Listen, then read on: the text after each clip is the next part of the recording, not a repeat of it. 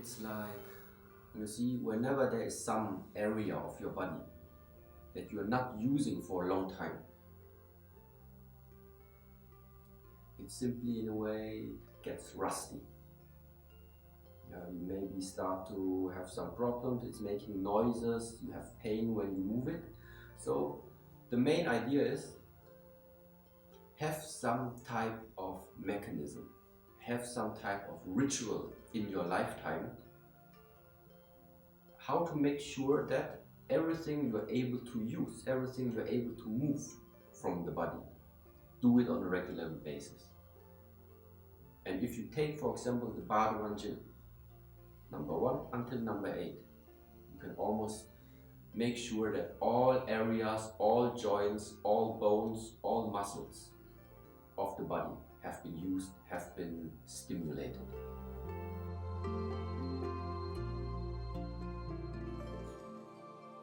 Even for a beginner, there's not much you need to know. So you normally join a class, you try to observe the teacher as good as you can, what type of movements is he doing, and the first stage is just imitate. So he lifts the left arm, you lift the left arm. He lifts the right arm, you lift the right arm. So the first stage is really, there's nothing you need to feel, there's nothing you really need to imagine or visualize, just copy the movements. This is like the first step that I would say. No thinking needed, just copy until you're able to make all the movements without watching it. This is number 1 step. And now after a while, and this is very different, some people that learn very quickly, maybe it only takes 1 month, other people it takes 2 months. But sooner or later, you don't need to copy people anymore. You don't even need to copy the teacher anymore. Because you start already to feel the movement for yourself. You don't need to see it anymore, but you can feel it and you know already what you need to do now. So that means the second stage has already started to arise, which is that you can feel what you're doing. So that means suddenly now in this movement, this exercise, this routine now is coming from you. Before you just copied something, so that means what you were doing came from the outside. When you practice long enough and you don't need to see anymore and copy anybody, well then it means it comes from you. It comes from information that you have stored inside of yourself and now bring it out. Okay? But just because you start to bring out some type of movement doesn't necessarily mean it's good. It only means there is some type of information that you have saved now, but whether it's good or bad, we don't know yet. That's why now it's important to not just do the movements coming from yourself, but also pay attention to what's going on inside of yourself. You do it, yes, but you also pay attention to and what is the effect in myself when I do these things.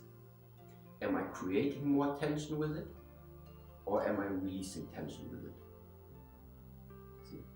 And that's why at this stage, for example, it makes a lot of sense when you slowly start to also understand, okay, but now what is the real purpose of the Qigong? Because then you can start to compare. How do I feel when I make it and what should it normally do? The exercises. Before that, it's not necessary to have any type of theoretical knowledge too much. Just copy first. But when you realize that, okay, now all these different exercises you know already and you can make it, now you can go into detail. Before that, it doesn't make sense to pay too much attention on details. The first phase of learning in a way is about understanding the movement, copying the movement, reproducing the movement, and afterwards then comes the refinement of it. But first of all, it's really just the raw frame. Just get the raw frame first.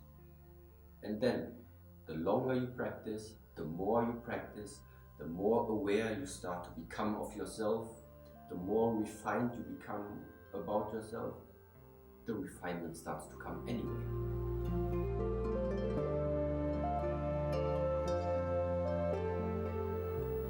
It's very, very helpful,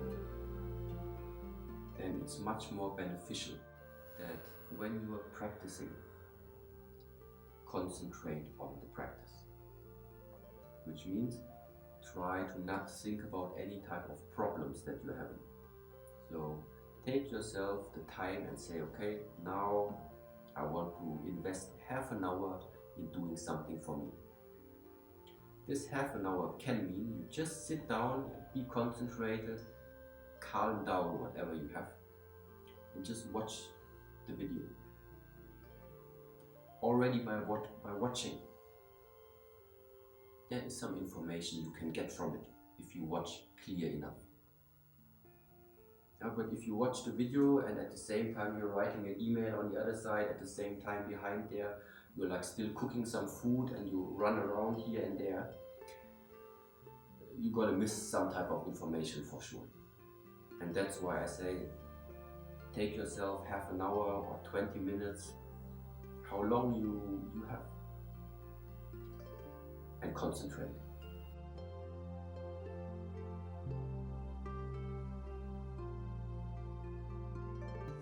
I don't always practice using music, because I don't want people are getting distracted by the music, and because when the music is nice and they start also to flow more, but that's not the point. You must create these states by yourself, without the additional help or aid of, for example, music or anything like this.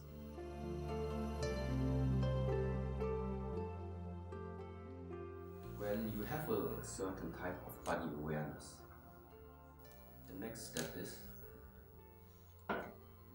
that you not only become aware of what you think is related to the body. So don't just pay attention to what you think is inside of you. So, meaning closing the eyes while you're making the Qigong practice. I normally encourage everybody who practice the Qigong with me to keep the eyes open. It's not necessary to close the eyes, because then sometimes people ask, so should I pay now attention to what's going on inside of me? Also, yes.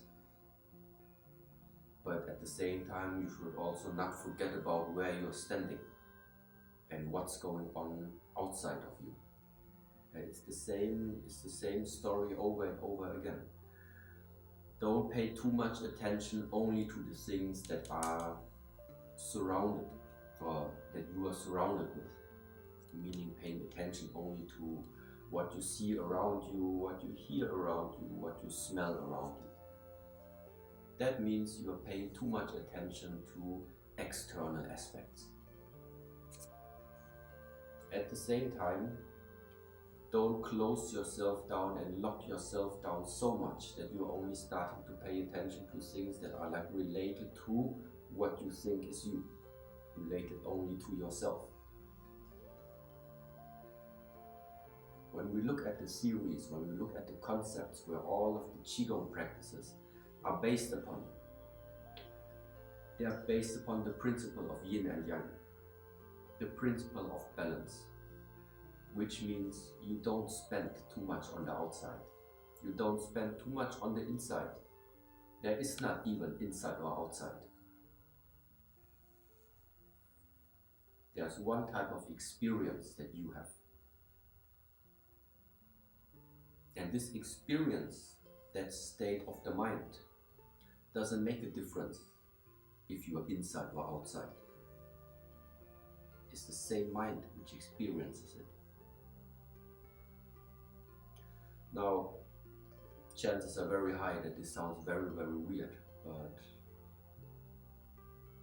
I really think that throughout the Qigong practice, the answer will come. And this perspective probably will come where you understand what I just said.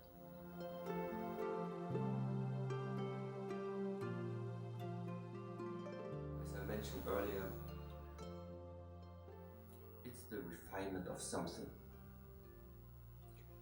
Now, what can you do in the moment that you are becoming more fine? Fine in what? You become more fine in order to feel in what state are you yourself finding yourself in. Now, what state?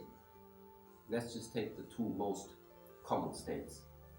One state, you are too tense, there's too much tension. And the other state, you are too relaxed, you're too soft. One side you're too hard, other side is too soft. If the string is too hard, it will break. If the string is too soft, you cannot play. That string must have the right tension in order to bring out the proper frequency, to bring out the proper sound. So what is the regulation about? It is to realize, am I now too tense or am I now too soft? So what does the Qigong make for you in the very short term? It's just simplified like this. If during the day you are having a very busy job and you are a lot under stress. Under stress means you're a lot under tension. There's a lot of activity going on inside of you. And in a way we're describing this state of there's like too much fire inside of you. But too much fire means that somehow it's going to burn you out. Okay? So how does the Qigong help you? It helps you because it starts to regulate the excessive fire that you're keeping inside of you and raises or helps you to learn how to more release things from yourself. So a person who is too tense, he practices Qigong, he's going to learn how to release. And with the tension and the relaxation or the release, then somehow you try to regulate your life, regulate the way how you feel in order to be balanced again. You can only fix a problem if you know there is a problem. So first of all, you need to realize something is not like aligned, something is not correct there. And this is one thing the Qigong can give you. More body awareness.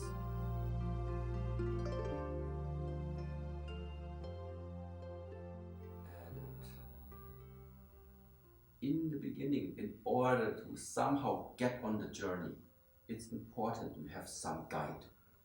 Music can help. Visualization can help. Having a teacher can help. Watching at the screen and like copying can help. But at the end, all of this must go.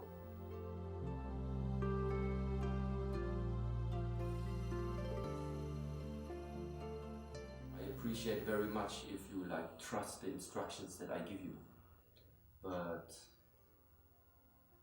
you must take yourself and your sensitivity of feeling as the ultimate guide. So you see, the purpose of all the Qigong is like this. I'm telling you, if you make it correct, if you listen carefully to the instructions, if you try to put all the knowledge also into your practice, within a short time, physically, mentally, emotionally, you can feel very, very different.